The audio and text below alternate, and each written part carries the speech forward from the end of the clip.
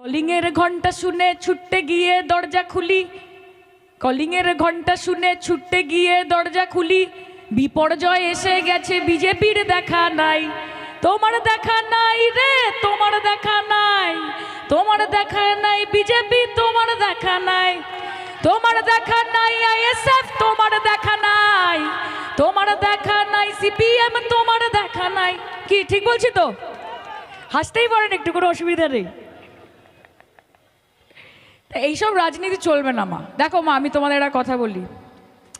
একটা সময় ছিল সব মা বোনেরা আমার, তারা নিজেদের বড়দের কাছে গিয়ে বলতো, ওগো 100 টাকা দেবে, একটুখানি ফুচকা খাবো।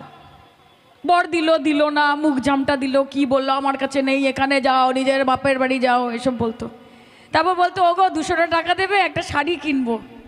বর দিল, দিল না, আজকে মুড ভালো দিল, কালকে মুড ভালো না, দিল না, না দিতে পারবো না, যাও। ওদিন চলে গেছে। মমতাদি লক্ষ্মীর ভাণ্ডার এনে দিয়েছে, এখন 1000 হয়ে গেছে, 1200 হয়ে গেছে। এখন আমার দাদারা গিয়ে বৌদিদেরকে বলে, ওগো 100 টাকা দেবে, লক্ষ্মীর ভাণ্ডারটা তো ঢুকেছে, একটুখানি গাড়ির তেল ভরবো, বলে কি না? তো এই শক্তি এই ক্ষমতাকে দিয়েছে, মমতাদি তো দিয়েছে।